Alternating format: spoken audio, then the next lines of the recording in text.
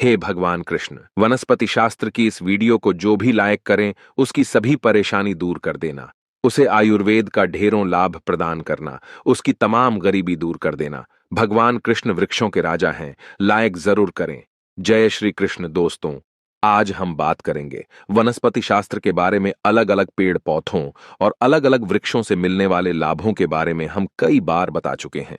अलग अलग वृक्षों पर अलग अलग प्रकार के देवी देवता निवास करते हैं। इसी क्रम में आज हम एक ऐसे पौधे के बारे में बताएंगे जो कि बहुत ही पवित्र पौधा है, बहुत ही कीमती पौधा है, बहुत ही खास पौधा है।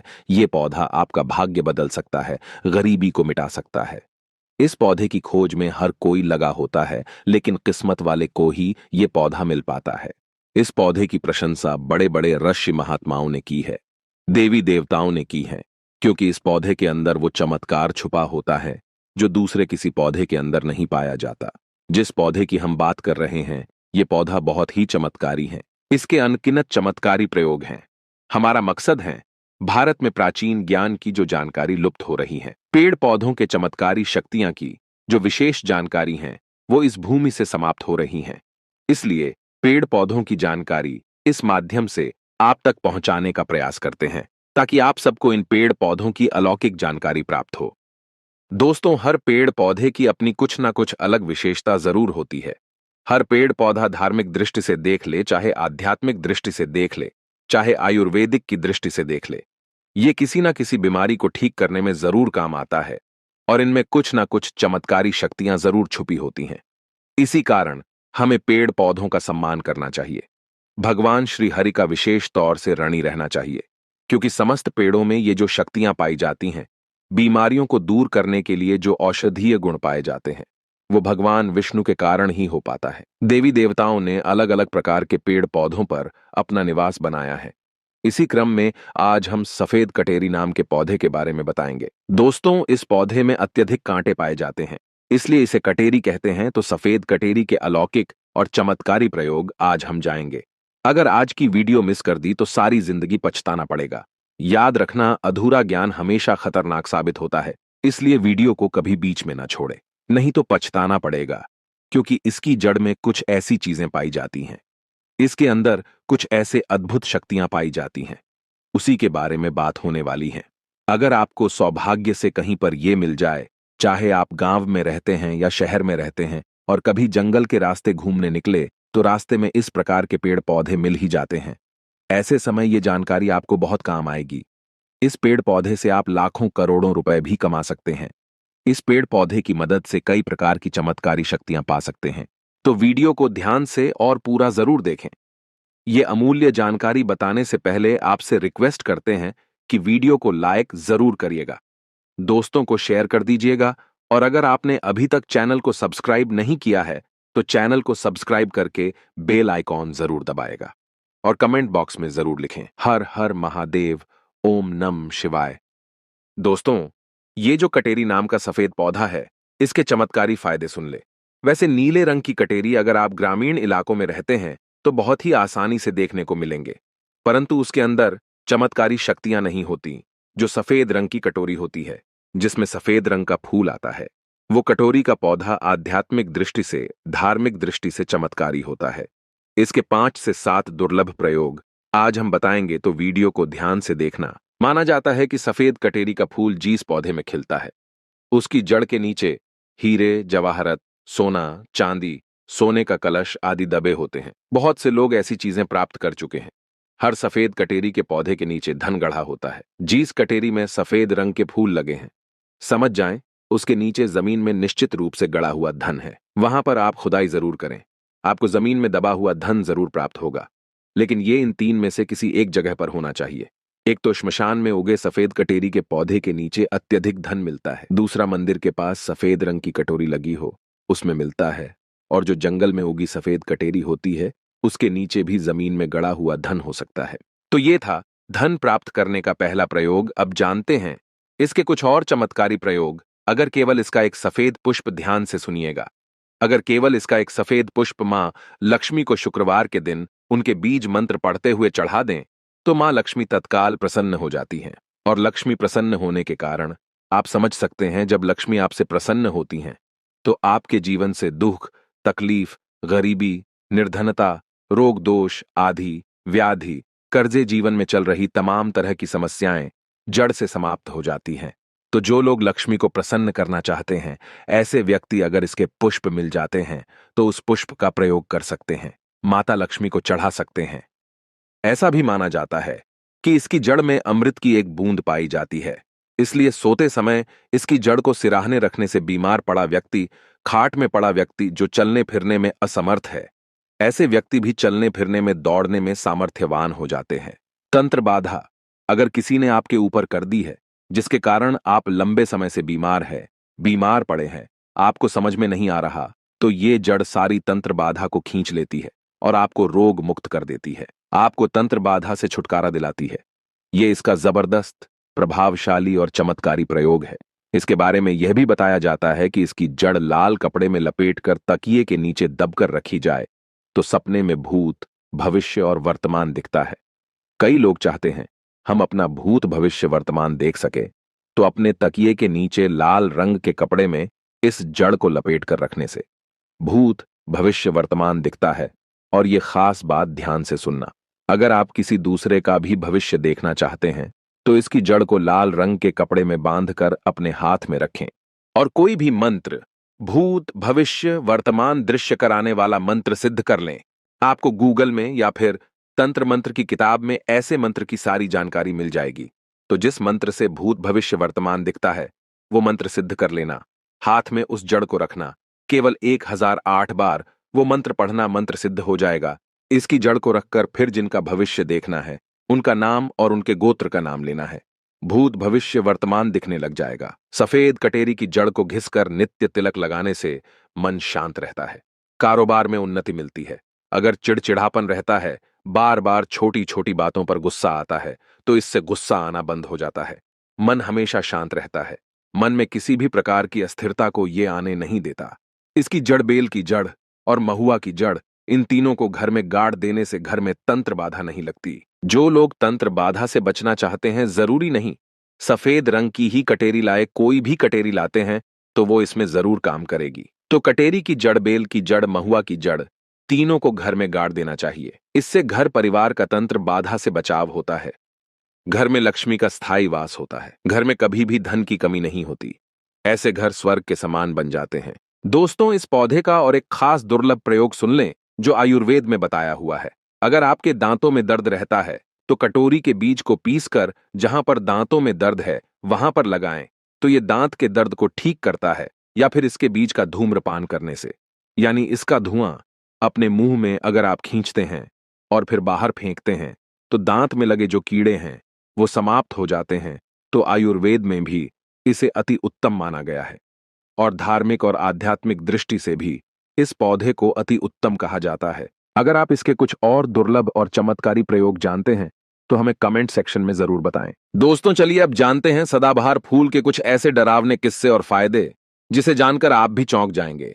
अगर आपके घर में लगा है सदाबहार का पौधा तो ये वीडियो गलती से भी मिस मत करना, नहीं तो इसमें आपका बहुत भारी नुकसान हो जाएगा।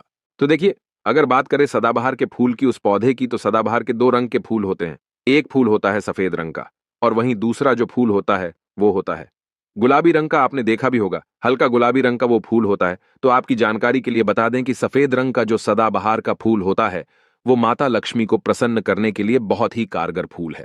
बहुत ही ज्यादा माता लक्ष्मी को वो फूल पसंद है।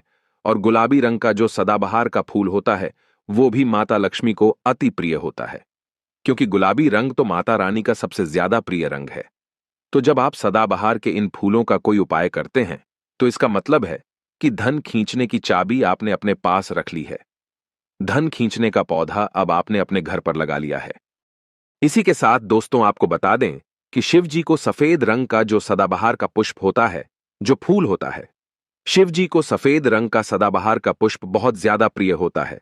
यदि आप इस सफेद रंग के पुष्प को शिव जी को अर्पित करते हैं तो आपके जीवन की बहुत सारी समस्याओं से आपको छुटकारा मिल जाएगा और आपके जीवन में जो भी राहु केतु का दोष है वो भी पूरी तरह से समाप्त हो जाएगा। तो जब भी आप इस सफेद रंग के पुष्प को शिव जी को अर्पित करें या माता रानी को अर्पित करें तो आप अपनी मनोकामना बोल दें। आपकी कैसी भी मनोकामना है वो जरूर पूरी हो जाएगी। और यदि आप इस सफेद रंग के पुष्प को शिवजी को अर्पित करते हैं तो शनिदेव भी आपसे बहुत प्रसन्न होते हैं। अगर आपके पास सदाबहार के पुष्प है, आपके घर में कोई पौधा लगा है, तो बहुत अच्छा है। लेकिन अगर आपके घर में सदाबहार का फूल नहीं है, पौधा नहीं है, तो आपको अपने आस-पास ये बहुत ही आसानी से प्राप्त हो जाएंगे। वहां से भी आप इन फूलों को ले सकते हैं। तो चलिए, सबसे पहला उपाय हम आपको बता देते हैं कि आपको सफेद रंग के सदाबहार के पुष्प लेने हैं और किस दिन इस उपाय को करना है। आपको यह उपाय करना है शुक्रवार के दिन। तो दोस्तों, आपको सफेद रंग के पुष्प तोड़कर लाना है और उनसे ही आपको उपाय करना है। तो उपाय आप कैसे करेंगे, इस चीज को भी आप अच्छे से समझ लीजिए। तो देखिए, आपको सूर्यास्त होने से पहले पहले फूलों को तोड़कर लाना है। तो आपको कितने फूल तोड़कर लाने हैं? या तो आपको 27 फूल तोड़कर लाने हैं और या फिर आपको 21 फूल तोड़कर लानी है। अगर आप 27 फूल तोड़ते हैं तो उसका उपाय अलग है, और यदि आप 21 फूल तोड़कर लेकर आते हैं तो उसका उपाय अलग है। लेकिन हम आपको बताएंगे, तो इसलिए वीडियो में अच्छे से बने रहे और उपायों को अच्छे से समझें। तो अगर आप 27 फूल तोड़कर लाए हैं सफेद रंग के, ठीक है ना? सदाबहार के 27 फूल सफेद रंग के। यदि आप तोड़कर लेकर आए हैं, जब आप 27 फूल सफेद रंग के सदाबहार के तोड़कर ले आएंगे, उसके बाद आपको अपने घर के मंदिर के पास आना है और आपको लेना है एक दिया, और लंबी बाती का आपको एक दीपक जलाना है। दीपक आप घी का जला सकते हैं। उसके बाद आपको एक लाल रंग का छोटा सा कपड़ा लेना है और लाल कपड़ा वहां मंदिर में आपको बिछा देना है। अब आपको मौली के धागे से लपेटकर इन फूलों की माला बना लेनी है। तो आपने जो 27 फूलों की माला बनाई है, उस माला को आपको माता लक्ष्मी को अर्पित करना है, उनको पहनाना है। लेकिन जब आप ये माला पहनाएंगे, उससे पहले आपको 27 बार लक्ष्मी मैया के किसी भी मंत्र का जाप करना है। अगर आपको कोई मंत्र याद नहीं है, तो आप बहुत सीधा सरल सा मंत्र ओम महालक्ष्मी नमः, इस मंत्र का 27 बार जप कर ले। उसके बाद आप माता रानी को ये माला अर्पित कर दें। उसके बाद आपको माता रानी को कुमकुम या हल्दी का तिलक लगाना है और उसके बाद आपको महालक्ष्मी चालीसा का पाठ भी करना है और फिर उसके बाद आपको माता रानी की आरती करनी है। इस बात का ध्यान रहे कि जब आप चालीसा कर लेंगे, उसके बाद आपने जो लाल कपड़ा लिया है, उस पर आपको हल्दी से एक स्वास्तिक बनाना है और उस लाल कपड़े पर आपको जो स्वास्तिक आपने बनाया है, उस स्वास्तिक के ऊपर यदि आपने 21 फूलों की माला माता रानी को अर्पित करी है, तो 21 चावल के दाने आपको उस स्वास्तिक पे रखने हैं। और अगर 27 फूलों की माला आपने माता रानी को अर्पित की है, तो 27 ही चावल के दाने आपको उस स्वास्तिक पर रखने हैं। लेकिन ध्यान रहे कि चावल बिल्कुल भी टूटा फूटा खंडित नहीं होना चाहिए। और जब आप चावल स्वास्तिक पर डालेंगे, तब भी आपको ओम महालक्ष्मी नमः का जप भी करना है। इसके साथ ही साथ अब जो माला आपने माता रानी को अर्पित की थी, वही माला आपको इस स्वास्तिक के ऊपर रख देनी है। अब इसके बाद आपको माता रानी के मंदिर से सिंदूर लेकर आना है और आप चाहे तो घर का सिंदूर भी रख सकते हैं। अब आपने जो माला रखी है, उस लाल कपड़े पे उस माला पर आपको वो सिंदूर छिड़क देना है। अब इसके बाद आपको उस लाल कपड़े की पोटली बना देनी है और इसके बाद दोस्तों, आपको उस पोटली को उसी दिन, ठीक है ना, शुक्रवार के ही दिन रात्रि के समय में उस पोटली को रख देना है अपने धन रखने वाले स्थान पर, अपनी तिजोरी में। दोस्तों, आपको बता दें, यह उपाय आपको रात्रि के समय करीब 8 बजे के आसपास आपको करना है। वैसे तो आप सूर्यास्त के बाद कभी भी इस उपाय को कर सकते, मगर आप 8 से 9 के बीच करते हैं तो बहुत ही उत्तम रहेगा।